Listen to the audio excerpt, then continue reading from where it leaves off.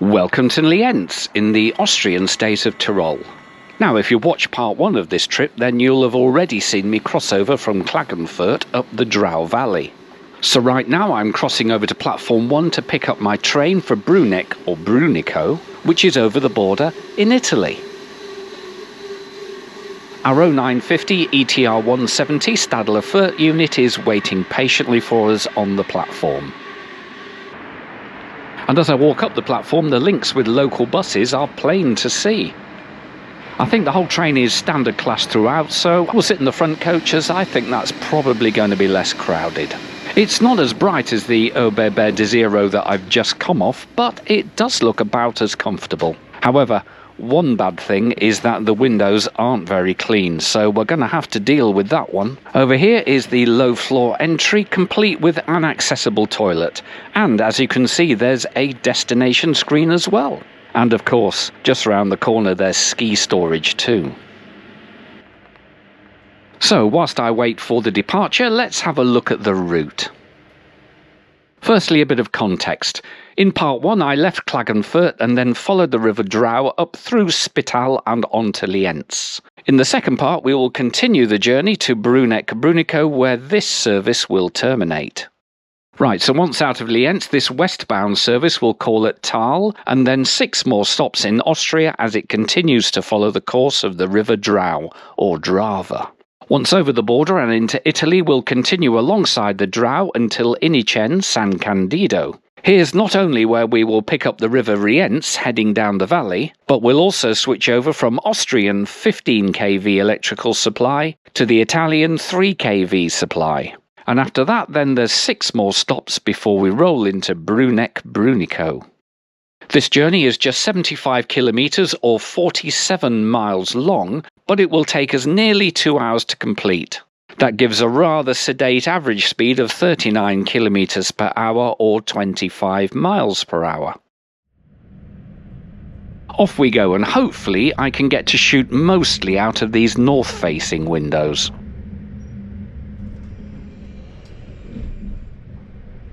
Even though we've been climbing all morning, there's been precious little snow around considering it's January. You know, it definitely feels like climate change is happening now. In fact, it turned out it was the warmest January ever on record. And as we're getting close to the source of the Drau, the valley continues to narrow and the low winter sun struggles to peep into the valley floor.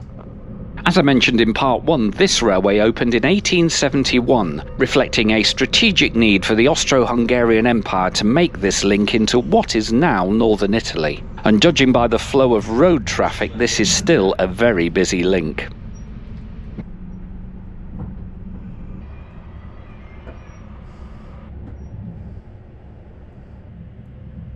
As we're still running on a single track line, the island platform at Thal allows 2 trains to pass.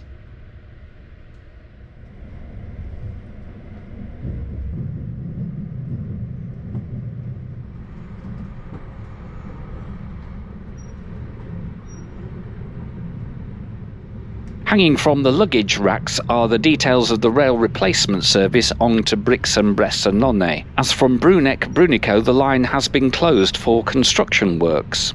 Mind you, there's still plenty to see on this section of the line. Bahnhof Mitterwald an der Drau. Stazione di Mitterwald an der Drau.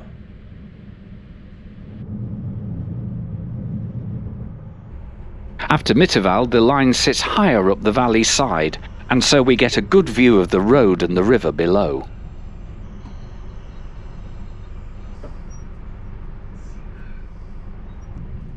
And this high position affords us a great view of the little town of Abfaltersbach.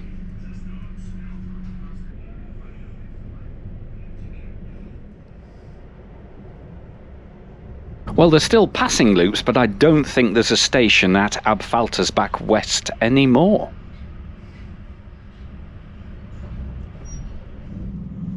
Well, that's a great view, and now we're back down by the river again in the shade of the valley floor.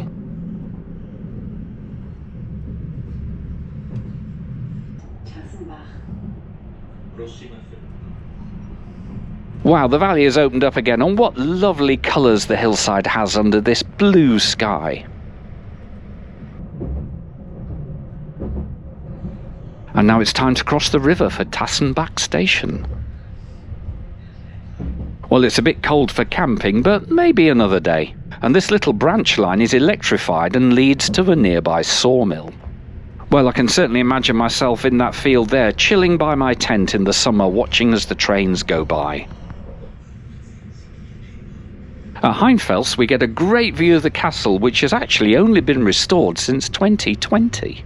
Mind you, the ski run behind the castle only has manufactured snow.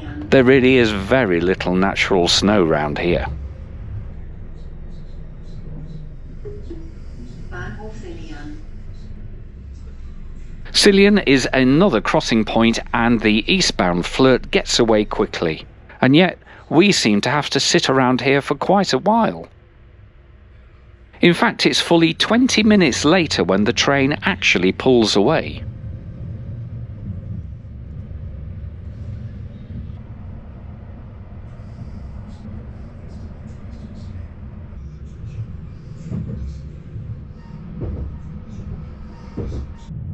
One thing you can be sure of is that there's a lot of chopping and sawing of wood going on around here. And then the border posts come and go, and we are into Italy. I don't think there's a particular reason why there appears to be a queue to enter Austria. I think it's just heavy Saturday traffic. Even so, I'm very pleased I'm on the train. We're still climbing now towards the top of the line, and where we'll finally wave goodbye to the River Drau.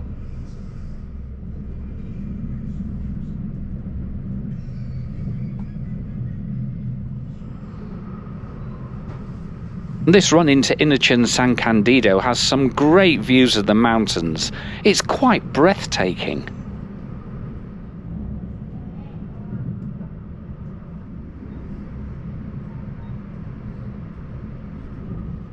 San Candido Innocenzo really is a picture postcard town, especially in this low winter sunlight.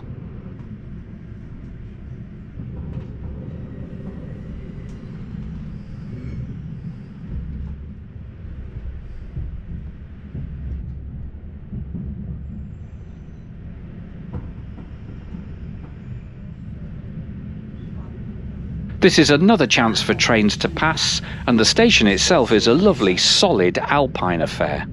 It's also where the train switches over to the Italian 3 kV current supply.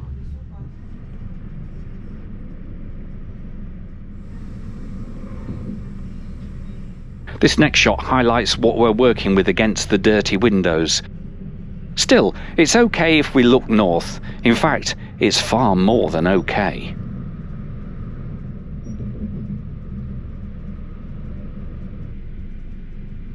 By my estimation, Dobiarko Toblak marks the high point of the line at just over 1,200 meters above sea level.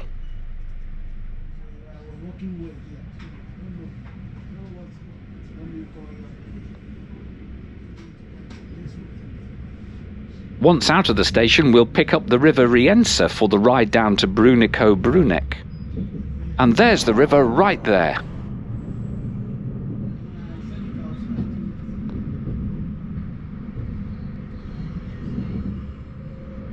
There seems a lot of bigger houses along here, and that implies to me there's some financial advantage to living just over the border in Italy.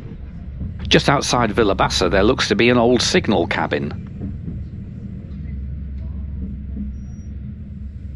Then as we roll into the station, the old building is yet another solidly stone-built one.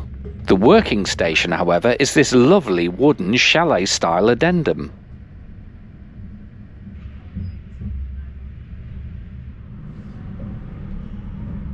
There's a fair bit of chatting around me now, and skiers have come and gone. They're definitely using the railway as a route to access the piste.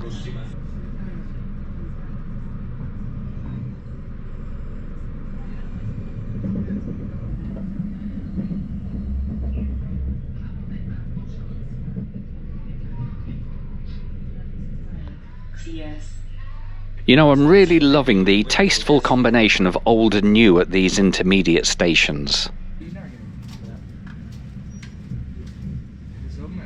And I'm also still loving these views. The river opens out into Lake Valdeora, a reservoir which has been created by the Valdeora Dam.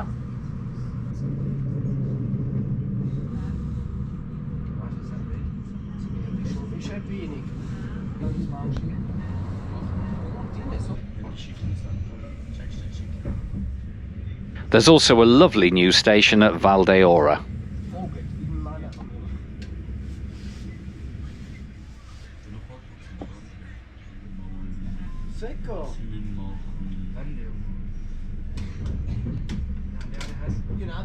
Now for a big sweep along the southern edge of the widening valley. You know, I can see the railway quite a long way off in the distance.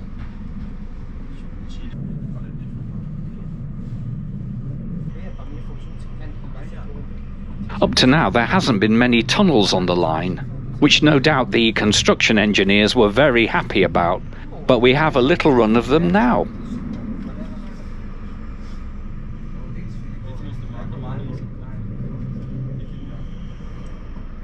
And of course, tunnels often means viaducts too.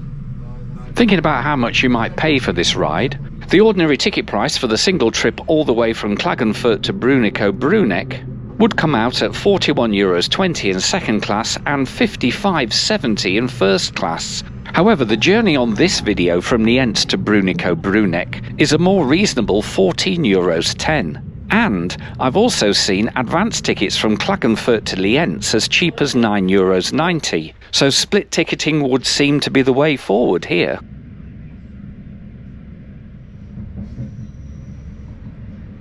After a quick stop at Nord station, we eventually pull into the terminus spot on time. Now that was a great ride and I'd love to have made it all the way through to the end of the line. But at least stopping here gives me a chance to visit the town and also climb up to the castle.